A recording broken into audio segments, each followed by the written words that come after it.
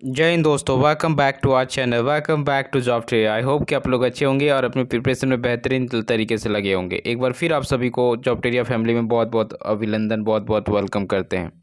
जी हाँ दोस्तों, इस वीडियो में फिजिक्स के मोस्ट इंपॉर्टेंट एमसीक्यू क्वेश्चंस यहाँ पे डिस्कस करने वाले हैं, जो आपके आगामी सहायक अचज परीक्षा के लिए बहुत ही हेल्पफुल रहने वाली है। तो इम्पोर्टेंट जो है क्वेश्चन का सीरीज यहाँ पे लेके आया हूँ, और ये ऐसे ही पैटर्न के क्वेश्चन आपके एग्जाम में देखने को मिलेंगे, चाहे आप 1 to 5 का प्रिपरेशन कर रहे हो या 6 to 8 का कर रहे हैं। बहुत कैंडिडेट के लिए ये वीडियो इक्वली इम्पोर्टेंट रखेगा, तो बने रहिएगा वीडियो में अंत तक। चलिए सेशन को स्टार्ट करते हैं। देख सकते हैं first question, Lenz law gives the magnitude of the induced EMF, the direction of the induced current, both the magnitude and direction of the induced current या the magnitude of the induced current। तो यहाँ पे देख सकते हैं bilingual question है आपका। Length का नियम देता है, क्या देता है? प्रेरित विद्युत वाहक बल का परिणाम, प्रेरित धारा की दिशा, प्रेरित धारा का परिणाम और दिशा दोनों, या प्रेरित धारा का परिणाम। तो बताइए लेंज का नियम क्या बताता है? वेरी वेरी इंपॉर्टेंट है। ये आपका जो है EMI वाले टॉपिक से है, यानी इलेक्ट्रोमैग्नेटिक इंडक्शन वाले चैप्टर से है, और यहाँ से क्वेश्चंस बने हैं दोस्तों रिसेंट एग्जाम में। तो देख सकते हैं लेंज का नियम जो होता है दोस्तों, एक्चुअल में लेंज का नियम जो होता है वो प्रेरित विद्युत धारा की दिशा बताता है, यानी the direction of the induce current के बारे में लेंज का नियम बताता है। तो ऑप्शन बी आपका करेक्ट हो जाएगा। साथ ही साथ याद रखिएगा, प्रेरित विद्युत वाहक बल का परिणाम जो जिससे निकलता है उसको बोलते हैं फैराडे लॉ। फैराडे के लॉ से यानी जो है magnitude of the induced EMF जो है निकाला जाता है, इस बात को ध्यान रखिएगा। तो प्रेरित विद्युत वाहक बल की दिशा जो है यहाँ पे हम कह सकते हैं लेंज का नियम बताता है, तो बी ऑप्शन करेक्ट हो जाएगा।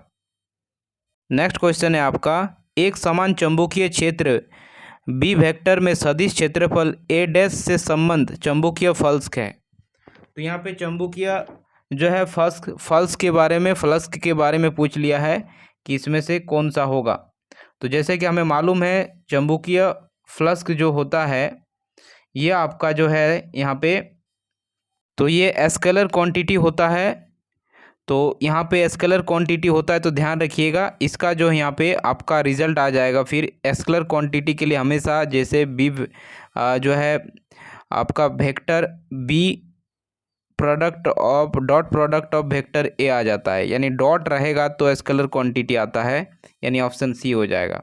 और वेक्टर क्वांटिटी अगर रहेगा तो आपका वो जो है आपका जो है यहाँ क्रॉस प्रोडक्ट में आ जाता है। तो ध्यान रखिएगा चुंबकीय फ्लक्स जो है स्केलर क्वांटिटी है, इसलिए ऑप्शन सी आपका करेक्ट हो जाएगा, जो कि dot product of vector B and vector A हो जाता है। सी ऑप्शन करेक्ट हो जाएगा। नेक्स्ट क्वेश्चन है आपका, देख सकते हैं किसी कुंडली से निर्गत चुंबकीय फ्लक्स में परिवर्तन के फलस्वरूप इनमें से उत्पन्न प्रेरित विद्युत वाहक बल का सूत्र है। ए बराबर जो है कुंडली का क्षेत्रफल और बी जो है चुंबकीय क्षेत्र है, यानी the formula for induce EMF in a coil due to change in magnetic flux through the coil is. तो यहाँ पे फॉर्मूला क्या हो जाएगा बताइए? तो यहाँ पे जो आपका फॉर्मूला होता है induce EMF is equal to आपका आ जाता है -d by rate of change of the जो है यहाँ पे टाइम आ जाता है, यानी ये आपका रिजल्ट आ जाएगा।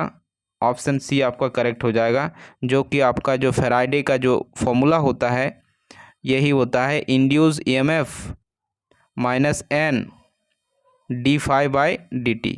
यहाँ n जो है नंबर ऑफ टर्न्स को डिनोट करता है, और dx जो है मैग्नेटिक फ्लक्स को डिनोट करता है, और dt जो है रेट ऑफ चेंज मैग्नेटिक जो है फ्लक्स के चेंज को डिनोट करता है। तो यहाँ पे n का वैल्यू हम लोग के 1 कंसीडर कर लेंगे, तो ये आपका जो है ऑप्शन सी करेक्ट हो जाएगा। ध्यान रखिएगा, इंपॉर्टेंट है। देखिए नेक्स्ट क्वेश्चन है आपका, according to the Faraday's law of electromagnetic induction, यानी फ्राइडे के विद्युत चुंबकीय प्रेरण के नियम के अनुसार क्या है?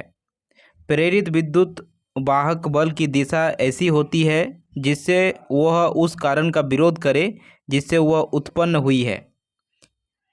कुंडली में उत्पन्न प्रेरित विद्युत वाहक बल उसके साथ संलग्न चुंबकीय फ्लक्स के परिवर्तन की दर के मूल्य के बराबर होता है। प्रेरित विद्युत वाहक बल की दिशा ऐसी होती है जिससे वह उस कारण का विरोध करे जिससे वह उत्पन्न हुआ, या इसमें से कोई नहीं। बताइए इसमें से कौन सा ऑप्शन करेक्ट है। तो ध्यान दीजिएगा, ये जो फर्स्ट ऑप्शन है आपका, प्रेरित विद्युत प्रवाह की दिशा ऐसी होती है जिससे वह उस कारण का विरोध करे जिससे वह उत्पन्न हुई है, ये आपका जो है लेंज का नियम जो है ये बताता है। लेंज का नियम है ये, यानी विद्युत वाहक धारा की दिशा जिसमें जो है उत्पन्न होती है उसी का वो उत्पत्ति का वो विरोध करता है जिससे वो उत्पन्न हुआ है। ये नियम आपका लेंज का बताता है। लेकिन यहाँ पे पूछा है फ्राइडे का लॉज कौन सा होगा, तो फ्राइडे का लॉग ऑप्शन बी हो जाएगा। यहाँ पे कुंडली में उत्पन्न विद्युत वाहक बल उसके साथ संलग्न चुंबकीय फ्लक्स के परिवर्तन की दर के बराबर होता है, यानी जो आपका इंड्यूस ईएमएफ होता है minus N D five by D T जो होता है इसके इक्वल दोनों होता है। तो यही पूछा गया है, यानी ऑप्शन नंबर आपका बी करेक्ट हो जाएगा। नेक्स्ट क्वेश्चन है the dimension of magnetic flux keys, यानी चुंबकीय फ्लक्स की विमा क्या है।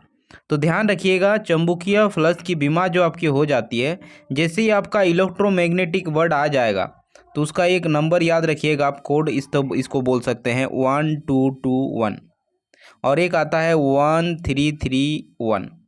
ध्यान दीजिएगा, तो इसको इस तरह दो पार्ट में डिवाइड कर दीजिएगा।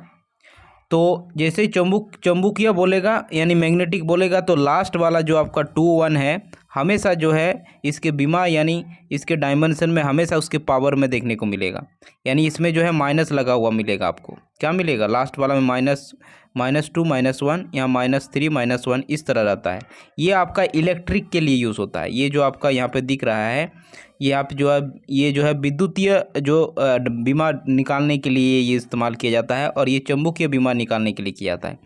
तो ये चुंबकीय है तो ध्यान दीजिएगा यहाँ लास्ट में पावर में -2 और -1 होना चाहिए। तो किस ऑप्शन में है आप देखेंगे तो देख सकते हैं ऑप्शन डी में है। यहाँ टी के पावर में -2 है और ए के पावर में -1 है, तो डी ऑप्शन आपका करेक्ट हो जाएगा। चलिए नेक्स्ट क्वेश्चन की ओर बढ़ते हैं। देख सकते हैं यहाँ पे नेक्स्ट क्वेश्चन है आपका, एक तांबे का वलय को क्षैतिज रखा जाता है तथा एक छड़ चुंबक को वलय के अक्ष की दिशा में गिराया जाता है, तो गिरते हुए चुंबक का त्वरण जब वह वलय में गुजर रहा है तो होगा क्या। तो यहाँ पे देख सकते हैं एक वलय है यानी एक कॉयल है और इस तरह से तांबे की जो है एक चुंबकीय तांबे है यानी मैग्नेट है। ध्यान दीजिएगा, यहाँ पे चीज़ों को समझना है। ये मैग्नेट है और मैग्नेट को जो है इस तरह से क्षैतिज दिशा में यानी इस तरह से इसको गिराया जाता है। तो गिरते हुए चुंबक का त्वरण जब वलय से गुजर जाता है, इसमें गुजरेगा तो क्या होगा, तो इसमें जो है गुरुत्वीय त्वरण में कमी होगी। ध्यान रखिएगा, ऑप्शन बी आपका करेक्ट हो जाएगा। नेक्स्ट क्वेश्चन यहाँ पे आप देख पाएंगे, ये दिया हुआ है आपका लेंज का नियम सूत्र में दिया जाता है। क्या दिया जाता है, ई बराबर जो होता है प्रेरित विद्युत वाहक बल और जो है यहाँ पे आपका फाई जो होता है एक फेरे में चुंबकीय फ्लक्स होता है और एन जो होता है फेरों की संख्या बताता है। तो यहाँ पे लेंज का नियम कौन सा है, तो लेंज का नियम आपका induce EMF minus N D five by D T हो जाता है, यानी आपका बी ऑप्शन करेक्ट हो जाएगा। नेक्स्ट क्वेश्चन है आपका, Lenz law applies to, Lenz law किस में अप्लाई किया जाता है, यानी लेंज का नियम उपयोग होता है स्थिर विद्युत में, लेंसों में, विद्युत चुंबकीय प्रेरण में या सिनेमा स्लाइडों में। तो किस में यूज़ किया जाता है, तो ये जो है चुंबकीय विद्युत चुंबकीय प्रेरण में इसका इस्तेमाल किया जाता है, इलेक्ट्रोमैग्नेटिक इंडक्शन में इसका यूज़ किया जाता है। ध्यान रखिएगा, ऑप्शन सी आपका करेक्ट हो जाएगा। और साथ ही साथ फैराडे का जो लॉ भी होता है वो भी अप्लाई होता है विद्युत चुंबकीय प्रेरण पर, यानी इलेक्ट्रोमैग्नेटिक इंडक्शन पर ही होता है। तो ऑप्शन सी करेक्ट हो जाएगा। नेक्स्ट क्वेश्चन आप यहाँ पे देख पाएंगे, Faraday's laws are consequence of conversion of, तो कंजर्वेशन ऑफ, यहाँ पे मतलब फैराडे का नियम किसके संरक्षण से संबंधित है, तो फैराडे का जो नियम है वो ऊर्जा एवं चुंबकीय क्षेत्र, आवेश या चुंबकीय क्षेत्र। तो बताइए जो फ्राइडे का लॉ है वो किसके संरक्षण के लिए यानी किसके कंजर्वेशन के लिए यूज़ होता है? तो ये ऊर्जा के संरक्षण यानी एनर्जी के संरक्षण के लिए संरक्षण होता है इसमें, यानी ऊर्जा संरक्षण के नियम का ये पालन करता है। यानी पता ही आपको ऊर्जा संरक्षण का नियम क्या होता है। यानी ऊर्जा संरक्षण के नियम के अनुसार जो है ऊर्जा को ना तो उत्पन्न किया जा सकता है और ना ही उसका विनाश किया जा सकता है, तो डिस्ट्रॉय भी नहीं किया जा सकता।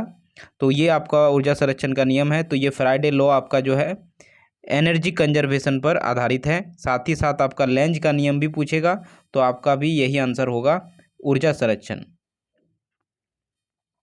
नेक्स्ट है आपका यहाँ पे किसी कुंडली में विद्युत भाग बल के प्रेरण के लिए संबंध चुंबकीय फल्स क्या होगा? तो यानी the induced EMF in a coil the linking magnetic flux क्या होगा? मस्ट इंक्रीज हो जाएगा, मतलब घटना चाहिए, या फिर घट सकता है या बढ़ सकता है, या नियत रहना चाहिए या बढ़ना ही चाहिए। यानी बोला है कि आपका जो विद्युत भाग बल है वो आपका कुंडली में किसी कॉयल में चुंबकीय फ्लक्स में वो क्या हो सकता है, यानी किसी कुंडली में विद्युत भाग बल के प्रेरण के लिए चुंबकीय फ्लक्स क्या हो सकता है। चुंबकीय फ्लक्स जो आपका फॉर्मूला में होता है E=-N d∅/dt। तो ये d∅ जो होता है ये क्या हो सकता है? तो ये दोस्तों ये घट भी सकता है, ये बढ़ भी सकता है, जिससे कोई फ़र्क नहीं पड़ेगा। यहाँ पे विद्युत भाग बल जो है यहाँ पे जनरेट होगा किसी भी हालत में, चाहे फ्लक्स जो है चुंबकीय फ्लक्स घटे या बढ़े, यहाँ पे जो है ईएमएफ जो है जनरेट जरूर होगा। तो आपका ऑप्शन बी आपका करेक्ट हो जाएगा, बी आपका करेक्ट हो जाएगा।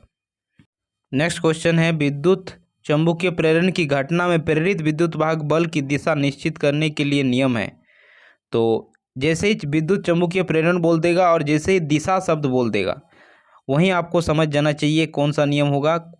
तो ये आपका फ्राइडे का होगा, लेंज का होगा, मैक्सवेल का होगा, एम्पियर का होगा। तो ये आपका लेंज का होगा, यानी विद्युत भाग बल की दिशा का जो है निर्धारण जो है लेंज का नियम बताता है और परिणाम जो है बताता है फ्राइडे का नियम। तो ऑप्शन बी आपका करेक्ट हो जाएगा। चलिए नेक्स्ट क्वेश्चन देख सकते हैं दोस्तों, यहाँ पे दिया हुआ एक न्यूमेरिकल है, किसी एक कुंडली के साथ संबद्ध चुंबकीय फ्लक्स वेबर जो है यहाँ पे दिया हुआ है 8t² + 3t + 5 समीकरण द्वारा दर्शाया जाता है। तो चौथे सेकंड में प्रेरित विद्युत भाग बल होगा। तो चौथे सेकंड में प्रेरित विद्युत भाग बल निकालना, तो जैसे कि हमें पता है दोस्तों यहाँ पे हमें फॉर्मूला मालूम है, E होता है d∅/dt होता है। तो इस फॉर्मूला में हमें पता है यहाँ पे d/dt जो है यानी डिफ्रेंशिएट t के रिस्पेक्ट में करना है। यहाँ पे दिया हुआ है फाई का वैल्यू दिया हुआ है, देख सकते हैं 8t² + 3t + 5 दिया हुआ है, ध्यान दीजिएगा। यानी हमें d के रिस्पेक्ट में जो है इसका डिफ्रेंशिएट कर देंगे। तो d के रिस्पेक्ट में जैसे इसका डिफ्रेंशिएट करेंगे दोस्तों तो क्या आ जाएगा, 8t² का डिफ्रेंशिएशन क्या होता है, अगर इसको हम लोग डिफ्रेंशिएट करेंगे t के रिस्पेक्ट में 8t² + 3t + 5, तो ये पार्शियली डिफ्रेंशिएट करेंगे तो रिजल्ट क्या आ जाएगा 16t। 8t² का कितना आ जाएगा डिफ्रेंशिएशन 16t आ जाएगा और 3t का 3 आ जाएगा। और यहाँ पे टाइम दिया हुआ है t बोला है चौथे सेकंड, तो 16 × 4 कर देंगे +3 कर देंगे। तो 16 4 जो है आपका 64 आ जाता है और +3 कर देंगे तो 60 जो है 7 आ जाएगा, यानी आपका आंसर आ जाएगा 67 यूनिट। तो देखिए किस ऑप्शन में है, ऑप्शन सी में है। तो ऑप्शन सी आपका करेक्ट हो जाएगा। सो थैंक्स फॉर वॉचिंग दोस्तों।